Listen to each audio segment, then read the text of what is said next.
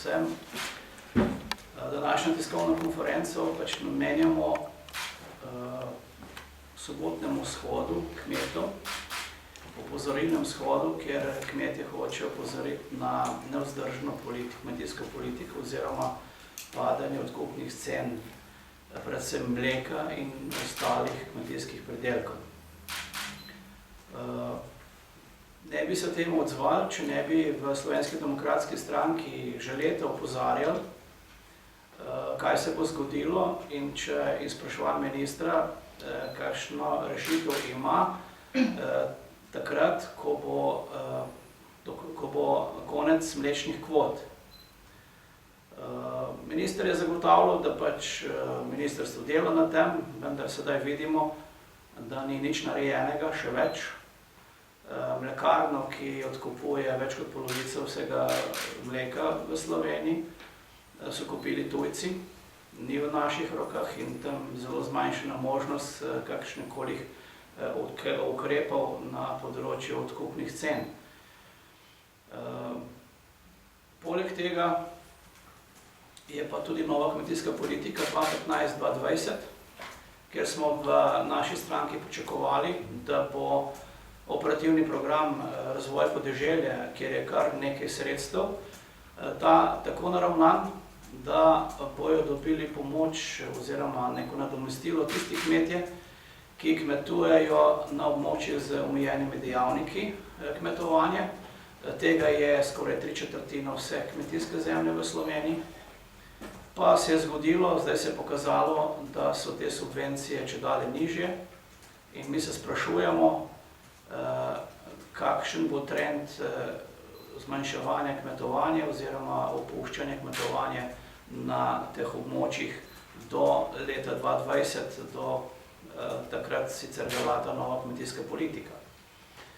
Mi smo spomladi sklicali nujno sejo odbora za kmetijstvo, kjer smo želeli od ministra in vlade, da to operativni program razvoja podeželja prilagodi tako, da bomo na nek način reševali te naše male kmete. Čas je samo še do konca tega leta, da se popravi ta operativni program, potem pa ta program velja do 2020. Tudi na zadnji seji smo opozarjali ministra o tem. Rezultatov kakšnih pa ni. Spravi, nismo se uspeli izpogajati.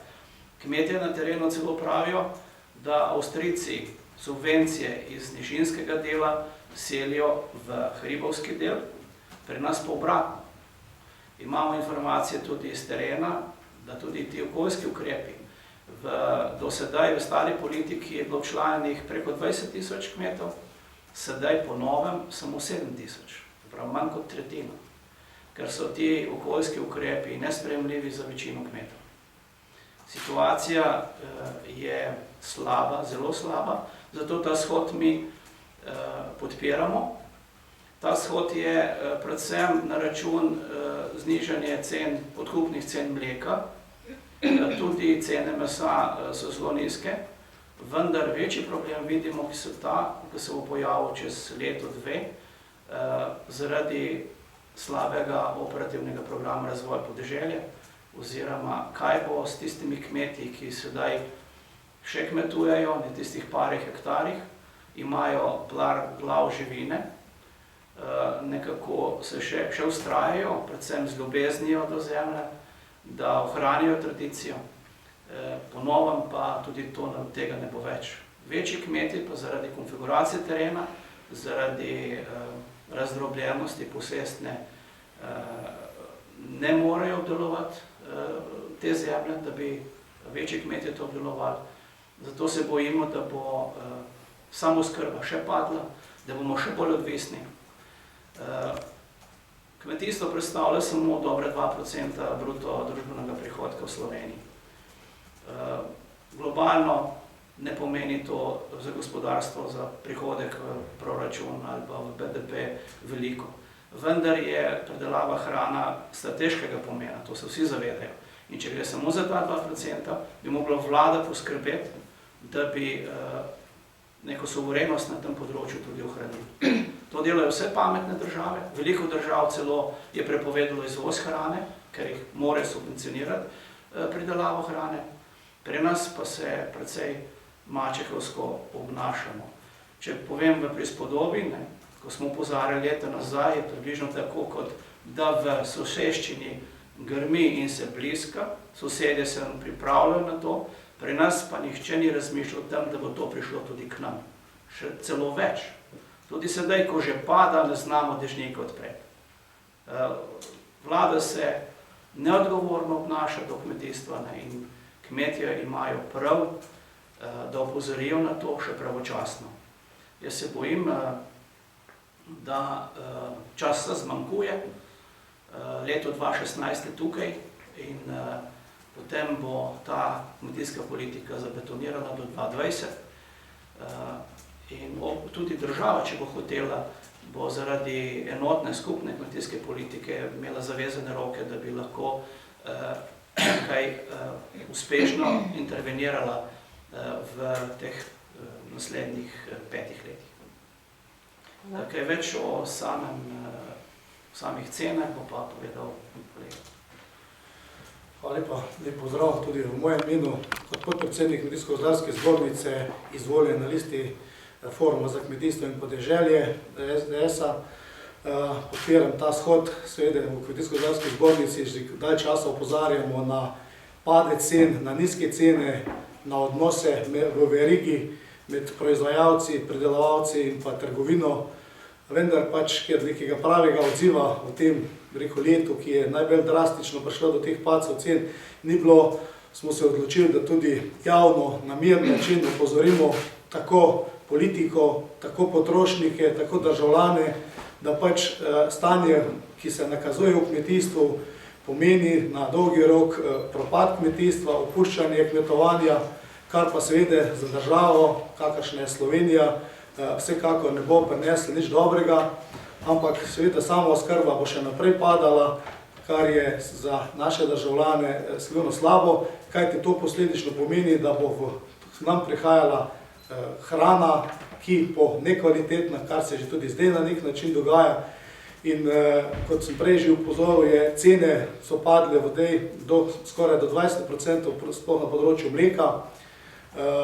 Kar zamislite si, če bi, ne vem, nekomu ali pa komu od vas tudi plačo znižali za 20%, kako bi gledali na to zadevo, verjetno ne bi mirno stali in čakali, kaj se bo zgodilo. Zato smo tudi kmetje se odločili, da je pač treba opozoriti, da je treba povedati in opozoriti, da začnemo nekaj delati na tem, kajti mislim, da je ključno to, da se začnemo pogovarjati in iskati rešitve, kako zaustaviti ta padec cen. Poleg tega so bila kar neka sredstva vložena v to kmetijstvo, želimo si pa za to neko stabilnost, da če se nekdo gre v neko investicijo, zgradi nek hlev, potem zloži svoje lastna sredstva tudi nekaj evropske skupnosti, oziroma vsa naša, in potem želi neko stabilnost, da lahko tudi z nekim krediti, neke investicije, ki so bile, jih tudi na dolgi rok lahko odplačuje. Sedaj so prišli marsikateri že v velike težave, ker jim pač enostavno s tako nizkim cen ni možno več poravnavati anuitete, ki jih imajo do kreditov in tako naprej. In kar to pomeni posledično, da celotna družina na kmetiji lahko ogrožena, ali pa celotna kmetija. Tako da glih iz tega vidika, zato želimo tudi, da potrošnik spozna, da je kmet nujen za to družbo, da je nujen za to, da bo tudi potrošnik dobil primerno, kvalitetno hrano in tudi za primerno ceno. Kajti zdaj, kljub temu, da je primer mlek padel cena za 20%, so cene na polici še vedno iste. To se pravi, kupec s tem ni nič pridobil. To se pravi, da se je v tej verigi, ne pri proizvajalcu, ampak med predelovalci in pa med trgovino ta znesek, ki je ostal razlika, nekje izgubil. Zato želimo, da slovenski kupec kupuje slovensko hrano, kupuje domače, ki so kratke verige, lahko jih dobi na 10-20 km od doma, lahko dobi že kvalitetno hrano in da na tem damo več poudarka. In to bomo tudi na tem shodu poskušali našim državljanom povedati, da nas podprejo, da mi želimo, da skupaj nastopimo proti tem, da ne bi dobili na policah kvalitetno hrano. Tako da želim, da bi ta shod upozoril. Verjetno bo ta shod premalo, bo treba temu se dogajati še verjetno več, Še več, mislim, da je že to zdaj, kar se te dni dogaja, da smo že tudi javno opozorili preko medijev in preko vsega tega, da pač malo zbudimo vse skupaj, da vidimo, da to nikamor ne pelje. In s ta shod bo samo eno potrditev, da moramo to tako nadaljevati in da morajo tudi državljani nas razumeti, da mi ne želimo proti njim ali pa na nek drug način delovati, da nećemo samo nekaj zaslužiti, ampak želimo, da vsi skupaj imamo nekaj od tega, to se pravi, mi dobimo primerno plačilo za svoje proizvode, kupec pa dobi kvaliteto, kakršno si zasluži. In s tem pa tudi ohranimo delovna mesta, tako v predelovanju kot na kmetiji, in vsi skupaj bomo lahko zadovoljni. Tako da še enkrat želim, da se čim več kmetov, tudi državljanov udeleži tega našega shoda, ki bo v soboto po vseh večjih mestih, in da bomo tako odprli neko pot tudi dogovora, pogovarjanja tako med politiko, med vsemi deležniki, ki so znotraj te verigi. Hvala lepa. Če je kakšno vprašanje? Ja, jaz bi imel vprašanje. Prej ste rekli, Robert Radi Ognjišče, da vlada ne dela dobro na tem področju. Vi ste tudi nosilec dopolnilne dejavnosti na kmetiji, zdaj je bil spremenjen zakon, sicer na boljše, ampak kmetje pravite, da je še vedno premalo spremenjen, oziroma da tiste male kmetije, ki pridelajo recimo 1 tono žita, 1 tono moke iz tega žita, so postavljene s to zakonodajo v čist isti položaj, kot če bi pridelale 1000 ton. Kako gledate na to spremenjeno zakonodajo, oziroma kaj menite o njej? Ja, gledajte, kar precej sprememb na tem področju dopolnilne dejavnosti se dogaja, vedno nekaj, ampak nikakor pa ne uspemo najti, res pravega. Tudi, tako ste rekel, da je problem na teh področjih, ne. Kar nekaj stvari bi mogli še doreči, mislim, da bolj, ko se poglabljamo v te spremembe, na nek način vedno pač vse nišemo neke omejitve, ki potem ne dosežejo tistega pravega cilja, ki bi ga rad.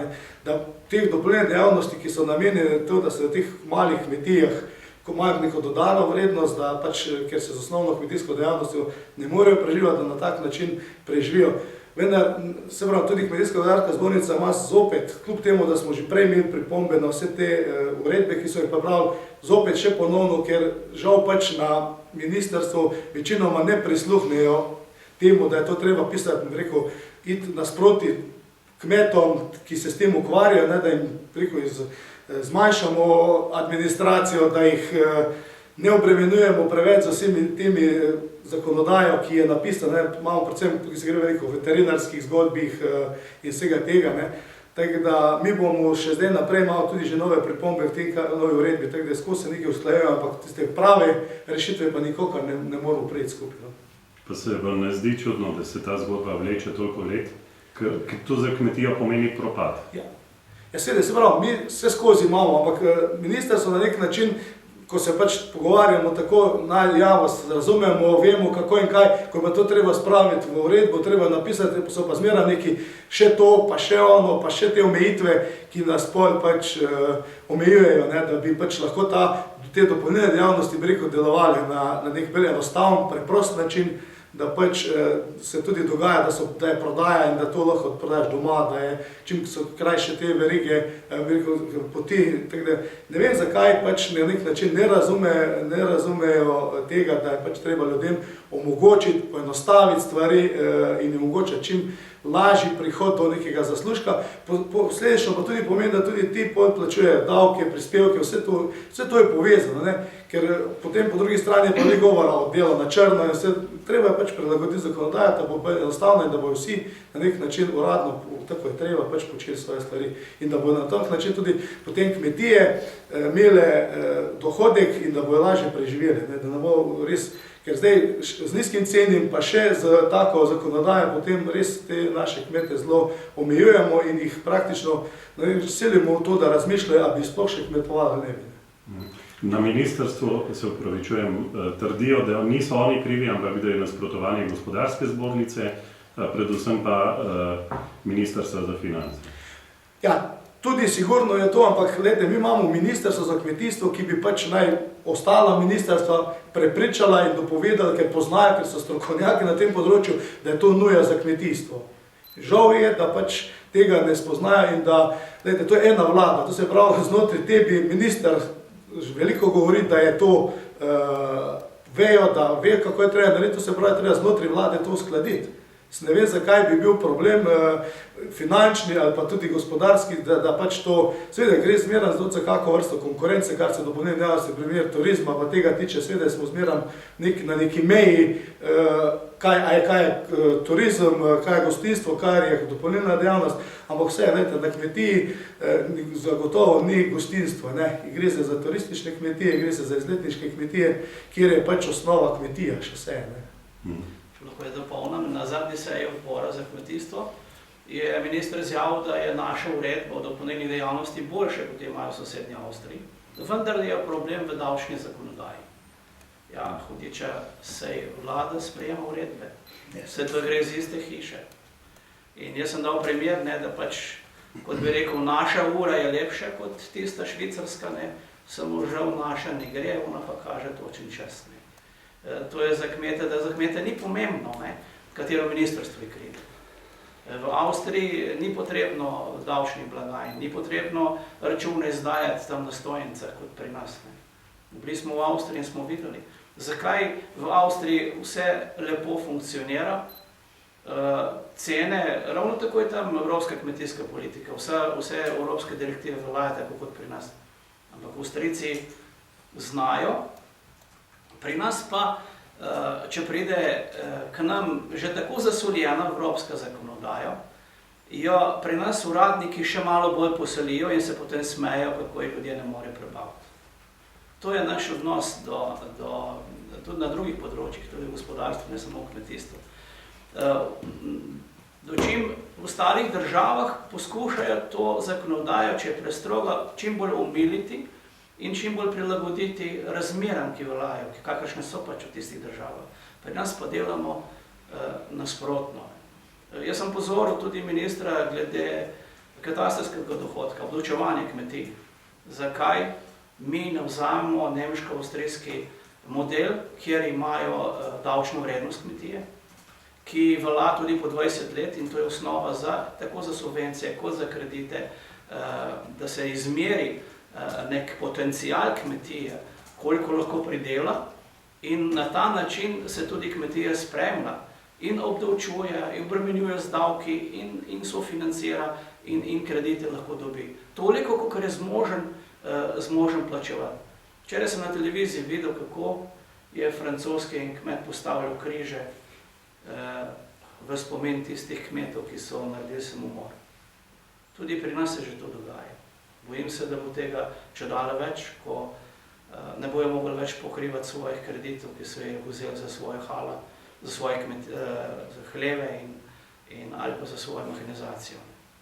In če bo šlo tako naprej, bomo čez čas vsi na nek način obsojeni na ceneno uvoženo hrano, zelo nekvalitetno, ki bo vplivala na zdravje vseh nas, vendar prevelika vsebnost pesticidov in fungicidov v hrani se bo na zdravje lahko pokazalo čez 10 ali pa 20 let. Ne takoj. Mi pa imamo pogoje, odlične pogoje za pridelavo kakovostne, zelo kvalitetne hrane na malih kmetijah, tako rekoč butik proizvodno, in lahko bi sistem tudi zagotovil samooskrbo z zelo zdravo in kvalitetno hrano za vse Slovence. Res pa je velik pritisk tudi pri zelenjavi. Jaz sem takoj bil v dvomih, ali bomo uspeli na nek način prelomiti to verigo zelenjadarsko, ki obvladuje tudi sosednje države, tržnice, da bomo pri nas uspeli za domačo proizvodno priti noter. Po mojem nikakor ne, razen s pomočjo neke zdržave, z neko zakonodajo, ki je pa spet vprašljiva. Tako kot je kolega povedal, mi moramo bolj se obrniti na potrošnike, da bojo kupovali slovensko hrano in jim dokazati, da je naša hrana toliko bolj kvalitetna in da to vpliva tudi na boljše zdravje ljudi. Samo v tej smeri, sosednja Avstrija je veliko naredila, vendar za to so potrebna leta in volja vseh. vseh deležnikov, tako vlade, vseh ministrstv, kot tudi verige. Se vidimo, da tudi tuje te trgovske verige zelo si želijo našo hrano na svojih policah, naše pridelke, zato ker vedo, da čedalje več Slovencev išče slovensko hrano. In tukaj jaz vidim rešitev, po drugi strani pa ne ovirati bolj kmete, ki so že tako v težkem položaju, kot so v tujih državah. Pogoje treba izboljševati bistveno bolj, kot pa ne pa ovirati to, kar se sedaj dogaja. Če dovolite še eno zgodbo, leta 2013 ste v forumu opozarjali na probleme z gozdovi, z lovom, škodami po divjadi in tako naprej. Zanima me zdaj komentar glede na ustanovitev podjetja in stanje na tem področju. Prizadevali ste si za novo zakonodajo, ki jo ni. Ja, mi smo že kar nekaj časa takrat opozarjali, pa kaj se dogaja. Žal je še potem žled in vse te zadeve, te stvari še bolj zaostril. Kar se pa podjetja tiče, pa vse moje osebno mnenje je, da kaj bistvenega tukaj ne bomo dosegli, kajti že sklad, ki je, bi lahko marsikaj te zadeve naredil, kakor bi bilo potrebno. Poleg tega doma trga tako skoraj, da ni, vse se bo dogajalo, da se bo prodajal spet izven države, kar je sigurno gospodarska škoda. Mi moramo ta les, ki ga imamo, na nek način prodati in predelati doma, kar mora biti neka naša strategija. Vendar zdaj jaz v tem podjetju ne vidim, da bi bilo to lahko ta rešitev. Bojim se, da bo spet mogoče dodatni kadri, dodatni ljudje, rezultatov pa da bo. Jaz sem že zmeraj prepričan, da bi sklad z mogoče malce preoblikovanjem marsikaj lahko naredil boljši in pa kvalitetno. Pa verjetno bi mogel pa že do zdaj tudi kaj več narediti, kot je sklad do zdaj naredil na tem področju. Mogoče pa je bilo pa tudi malo strani politike, ki je zavezane roke. Škoda po divjadi. Škoda po divjadi, tukaj je pa žal kar težava. Divjad se povečuje, sploh divji prašiči, potem tudi medvedi in pa ostalo. Mi smo takrat rekli, da je pač potrebno, da se neko ravnovesje vzpostavi, da se pač odvzame iz gozdov povečan odstrel bi moral biti, da bi pač te živali, ki so pač trenutno v tem gozdu, jih je preveč. Sigurno vemo, da pač moramo to narediti, vendar pa lovske družine v stanju, kakršne so, da pač je to bolj že ustarela zadeva, da težko zagotavljajo ta plan, enostavno to ne gre. Precej se je zdaj naredilo na tem, da se pač ograjujejo površine, da se na tak način se samo preusmerjajo divjad na druga področja. Res pa je tudi, da je prej se ta divjad zadrževala bolj v višinskih predelih, zdaj pa je tudi mogoče tam gor stvari ni prehrane, prihajajo v dolino. Mislimo pač, da je tukaj treba narediti, da se drži tistih planov, odstrelov in vsega tega, da se naredi, da pač se zagotavlja, da se s tem preprečuje nastala škoda. Če pa je že škoda nastala, je pa zagotovo treba to tistim, ki je nastala, na nek način poravnati. Sigurno pa bi bilo treba mogoče tudi v zakonodaji se kaj bolj lotiti in te zadeve. Seveda tudi takrat smo razmišljali tudi v spremembi zakonodaje v to smislu, da bi pač lastniki gozdov imeli pravico do lova in da bi pač v tej smer mogli kaj narediti. Ampak mislim, da trenutno ni podpora v to smer, da bi, tako kot imajo ostale evropske države, imeli urejeno zakonodajo na področju lova in pa lastništva v gozdovih oziroma divjadi. V poslanski skupini Slovenske demokratske stranke so mnenje, da je ustanovitev takega podjetja odveč, ker bo samo še neka institucija oziroma neko javno podjetje, ki bo zaposlovalo toliko ljudi. Po preteku koncesij bi pač sklad kmetijskih zemljišč ali nekdo drug v imenu lastnika gozdov moral samo uvesti licitacije za poseg in to je vse, da bi dobili koncesnino večjo, tako kot recimo dobijo občine. Primer občine Kočevje, kjer je dobila zraven gozdov, enake gozdove, kot jih ima država, 37 evrov po kubiku, koncesionarji pa plačujejo 14 evrov, mislim, da še nekaj manj. Korošci pravijo, ko smo se o tem pogovarjali, da je to kraja, enostavno kraja. Vprašanje pa je, kako bojo preživela ta gozdna gospodarstva, ki so bila ustanovljena 1945 v glavnem in funkcionirajo organizacijsko tako, kot se bila postavljena, preživela, če bodo morali plačevati 15 evrov več ali pa 20 evrov več koncesije, da ne bojo propadla. To bi mogli postopno uvajati, ker tam je 1300 do 1500 zaposlenih in to zelo izkušenih sekačev, ki je, kakršno delo je zelo nevarno in ne more vsak upravljati to delo. Vemo, da je vsako leto toliko smrtnih žrtev v gozdovih pri poseku.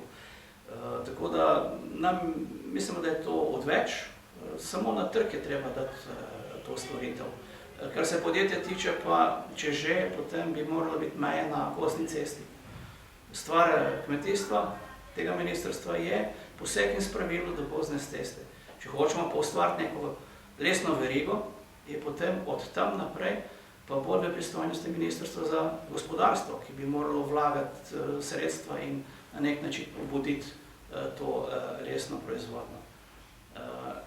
Tako da se mi zdi, da tukaj se ustanavlja nekaj, kjer se določena politična srenja ustvarja spet svoj vrtiček, nič drugega.